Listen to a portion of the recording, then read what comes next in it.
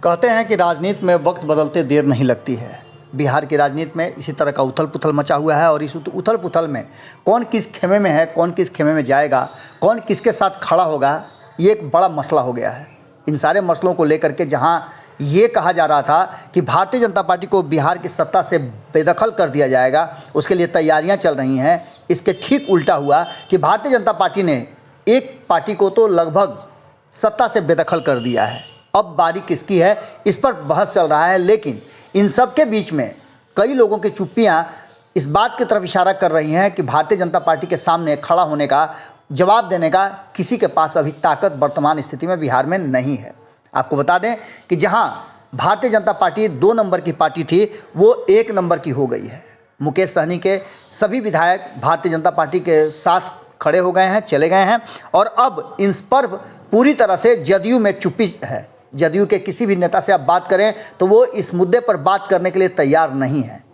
साथ ही आपको बता दें कि मुकेश सहनी बिल्कुल अलग थलग पड़ गए हैं। मुकेश सहनी 2020 के चुनाव से पहले महागठबंधन छोड़ करके एनडीए में गए थे और भारतीय जनता पार्टी ने उन्हें 11 सीटें दी थी। ये सारी बातें आप जानते हैं। लेकिन बदली हुई परिस्थिति में मुकेश सहनी के साथ हिंदुस्तानी आवाम पार्टी आधे मन से खड़ी है। वहीं आपको बता दें कि एक बड़ा समर्थन मिला है मुकेश सहनी को और ख़ास करके ये समर्थन ऐसे वक्त में आया है जब मुकेश सहनी को सहारे की ज़रूरत भी है।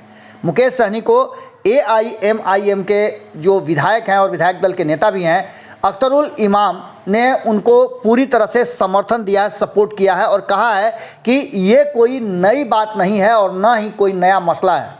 उन्होंने साफ तरीके से कहा है कि भारतीय जनता पार्टी की राजनीतिक इतिहास भी यही रहा है कि वो जिसके साथ रहे हैं उसके साथ धोखा किए हैं, छल किए हैं और उनके लोगों को अपने साथ शामिल कर लिए हैं। क्या जदयू के साथ नहीं किए हैं?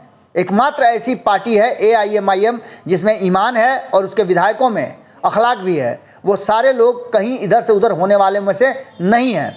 अगर ज़रूरत पड़ी तो मुकेश सहनी के लिए वो हर तरह से खड़े नजर आएंगे। साथ ही उन्होंने कहा कि ये वक्त है भारतीय जनता पार्टी को सत्ता से बेदखल करने का। लेकिन ऐसी स्थिति में जो लोग अपने ईमान का सौदा कर रहे हैं वो कहीं से उचित नहीं कर रहे हैं। मुकेश सहनी को लेकर के भी उन्होंने कहा कि मुकेश सहनी के साथ जो कुछ भी हुआ, उनके साथी और उनके साथ सत्ता का सुख भोग रहे लोगों को बोलना चाहिए था, सामने खड़ा होना चाहिए था। लेकिन आपने देखा कि किस तरह से ये सब कुछ हुआ। अब देखने वाली बात ये होगी कि मुकेश सहनी बिल्कुल अलग थलग पड़ गए हैं। जहां एक तरफ उनके विधायक उनसे छीन लिए गए हैं, वहीं दूसरी तरफ अब सत्ता से भी बाहर होने की स्थिति आ गई है। हालांकि उन्होंने कहीं ना कहीं नीतीश कुमार पर अभी भी भरोसा जाहिर किया है, लेकिन इन सब के बीच में नीतीश कुमार की पार्टी की तरफ से किसी भी तरह का कोई बयान नहीं आना इस बात की तरफ इशारा कर रहा है कि मुकेश सहनी बिल्कुल अलग थलग पड़ गए हैं।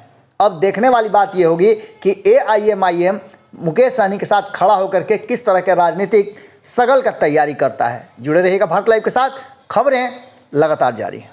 अगर ये वीडियो पसंद आई और वह बिहार के राजनीति और बिहारियत से सरोकार रखेनी तो सब्सक्राइब बटन दबा के चैनल के सब्सक्राइब कर ली। ओजे एगो घंटी बा, ओकरा बटन दबा देला से कुल सटीक और मारक खबर रुआ मुफ्त में मिल जाई।